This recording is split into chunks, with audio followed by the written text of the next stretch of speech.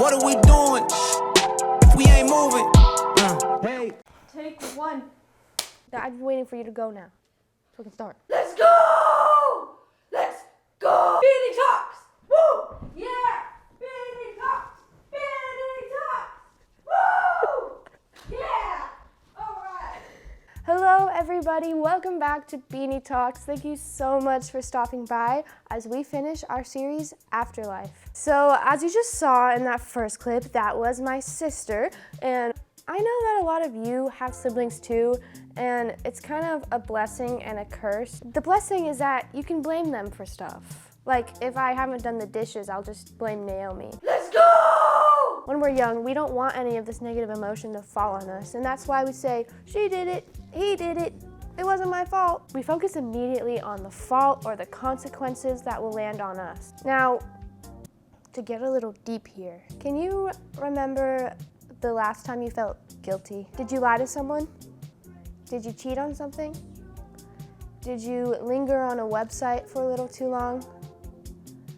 Did you eat too much Easter candy? When we feel guilty, we get really good at hiding. I've been there. I felt called to speak to someone like my small group leader, my teacher, and I just hid from them. I've avoided eye contact. I've ghosted a friend because I would have rather sacrificed our friendship than dealt with possible consequences. Have you ever turned your phone on airplane mode or turned your location off when you went somewhere? These things are so tempting to do. And these things don't always just apply to your friends and family, but it applies to God too, because we know that He knows that we did something wrong, so we avoid Him. And let me tell you, it is way more difficult to avoid God in these circumstances because He is literally always around. So maybe because we can't run away, we just make Him less and less part of our lives. Now, I might call you out here.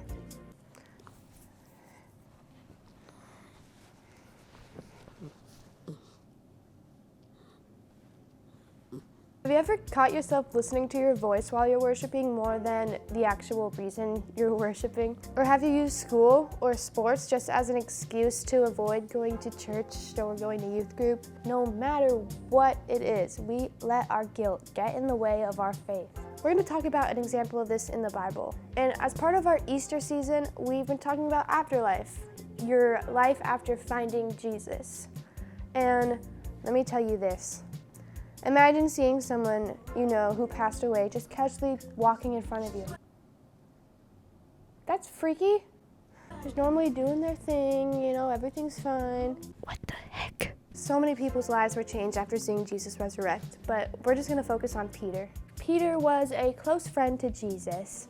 He felt guilt just like all of us do, and he was known as the loud friend. We all have one in our lives. I bet you're thinking of one right now. If you know, you know. Now, Peter, being the loud friend he is, he got himself in trouble sometimes because of it. And the worst example of this is when Jesus was sentenced to die on a cross. Now, Peter literally cut a guy's ear off to defend Jesus. I don't suggest you do that because there are better ways to prove your loyalty to a friend. Like, communication. Now get this. When Jesus was put on trial, Peter lied 3 different times about even knowing him. Didn't you just cut a guy's ear off to defend him? Huh? Want to know what makes this worse? Jesus knew that he was going to do this to him, and he warned him. But Peter just said, no, I would never do such a thing. And then he did such a thing. Jesus was arrested and nailed to a cross, and the last thing that Peter did was deny knowing him. I mean, I feel a little angry towards Peter, but also a little guilty, because that is a really sucky ending to a friendship. But then the resurrection happens. His tomb was empty, and he has risen. What a plot twist. What a great ending, unless you're Peter. Then you'd have to face the guy that you just lied about not knowing. Yes! Yes! Yes! Yeah! I bet Peter wanted to lie, exaggerate, defend himself, or hide from Jesus. Now, a few days after the resurrection, Peter was on the shore of the Sea of Galilee. He was on a boat with some other disciples when they saw Jesus, so they went to the shore and Jesus made up some breakfast, and he brought up the thing that has been weighing on Peter's mind. Let's read John 21, verses 15 through 17. When they had finished eating, Jesus said to Simon Peter, "Simon, son of John, do you love me more than these?" "Yes, Lord," he said. "You know that I love you." Jesus said, "Feed my lambs." Again, Jesus said, "Simon, son of John, do you love me?" He answered, "Yes, Lord, you know that I love you." Jesus said, "Take care of my sheep." The third time he said to him, "Simon, son of John, do you love me?" Peter was hurt because Jesus asked him the third time, "Do you love me?" He said, "Lord, you know all things. You know that I love you." Jesus said, "Feed my sheep." Did you catch the pattern? Peter denied knowing Jesus 3 times. Jesus asked Peter, "Do you love me?" 3 times. Every time Peter denies knowing Jesus, Jesus gives him another chance. And it was in that moment Peter knew that he was loved and that he was forgiven. Isn't that interesting? Jesus asked Peter if he still loved him. He gave him another chance.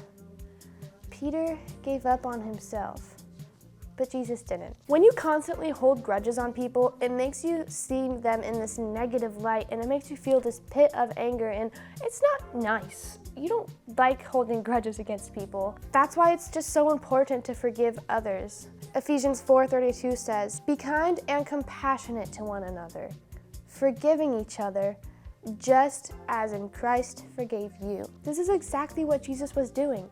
Peter was holding a grudge against himself. But Peter seeing Jesus come back to life is what proved to him that he was capable of receiving the grace he needed to forgive himself. This resurrection proved that guilt didn't have to kill Peter's faith.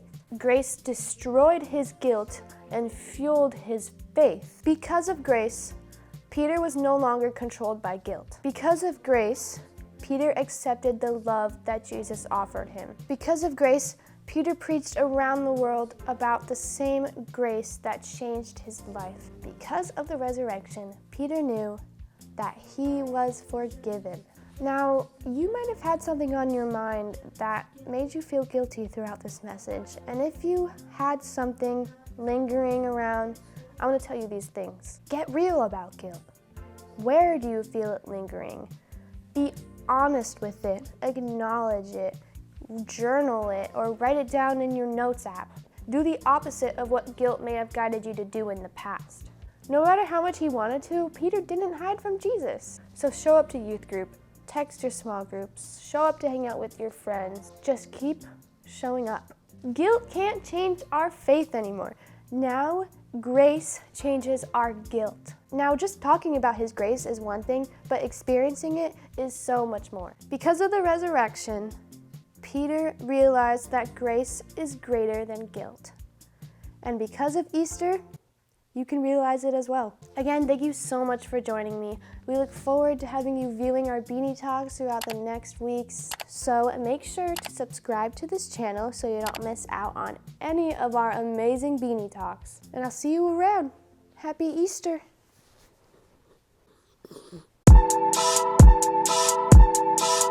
Keeping it moving. Keeping it moving. What are we doing if we ain't moving?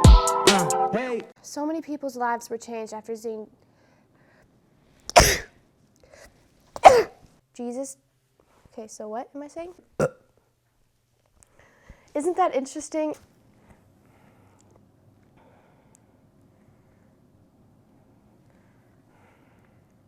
We're going to talk about an example